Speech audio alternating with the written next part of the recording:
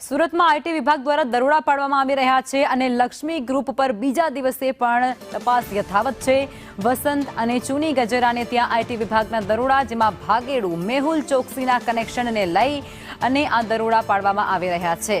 Office સ્ટાફને ત્યાં પણ રોકડ રકમ મૂક્યા હોવાની માહિતી મળી હતી અને જેમાં મોટી ટેક્સ ચોરીની આશંકાને લઈ અને આ તપાસનો ધમધમાટ છે અત્યારે હાથ ધરાયો છે। અલગ અલગ 30 જેટલા સ્થળો પર 110 અધિકારીઓ દ્વારા તપાસ હાથ ધરવામાં આવી રહી છે। અલગ અલગ ટીમો જે આ તપાસની અંદર જોતરાઈ ચૂકી છે।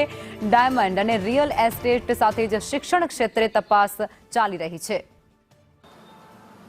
લક્ષ્મી ગ્રુપને ત્યાં બીજા દિવસે પણ દરોડા યથાવત છે। ઇન્કમ ટેક્સના અધિકારીઓ છે તે સતત લક્ષ્મી ગ્રુપના બેનામી ઇન્કમ જે છે તે શોધી રહી છે। જોઈ શકાય છે કે એક બાદ એક વહેલી સવારથી જ ઇન્કમ ટેક્સ ઓફિસર છે તે ફરીથી આવ્યા છે અને સર્ચ ઓપરેશન હાથ ધરવામાં આવ્યું છે। લક્ષ્મી ગ્રુપના અલગ અલગ 30 સ્થળો પર દરોડા પાડીને સર્ચ ઓપરેશન હાથ ધરવામાં આવ્યું છે। 110 જેટલા અધિકારીઓ આ સર્ચ ઓપરેશનની અંદર જોડાયા છે। જે રીતના ભાગેડુ જે મેહુલ ચોકસી છે તેના કનેક્શન પર સાથે મળી આવ્યા હોવાની જે ચર્ચા છે તે ચાલી રહી છે। રોજની 2 કરોડ રૂપિયાની ઇન્કમ લક્ષ્મી ગ્રુપમાં થતી હોય તે પણ ચર્ચાઈ રહ્યું છે। સાથે જ વાત કરીએ તો લક્ષ્મી ગ્રુપે જે રોકડ રકમ છે તે પોતાના કારીગરોને ત્યાં સંતાડી હોય તેવી આશંકા પણ વ્યક્ત કરવામાં આવી છે। હાલ અત્યારે જે લક્ષ્મી ગ્રુપને ત્યાં દરોડા ચાલી રહ્યા છે। અત્યારે આપણે ઉપસ્થિત છે કતાર ગામના લક્ષ્મી ડાયમંડ યુનિટ પર, જાંગારી પણ અધિકારીઓ સતત જે સર્ચ ઓપરેશન હાથ ધરી રહ્યા છે। કોમ્પ્યુટર અને લેપટોપ સાથે સાથે તમામ જે લોકો છે તેની પૂછપરછ હાથ ધરવામાં આવી રહી છે। આશંકા વ્યક્ત કરવામાં આવી રહી છે કે મોટા પ્રમાણમાં ટેક્સ ચોરી થઈ હોય, જેના આધારે જ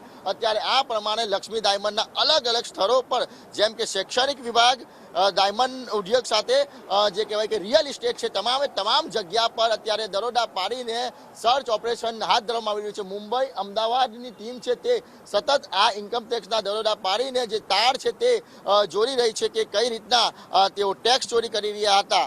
હાલ તમામ મામલે હવે જોવું રહ્યું કે કેટલી ટેક્સ ચોરી છે તે લક્ષ્મી ડાયમંડમાંથી મળી આવે છે। કેમેરા પર્સન અજીત પટેલ સાથે મનીષ પરમાર, સંદેશ ન્યૂઝ, સુરત।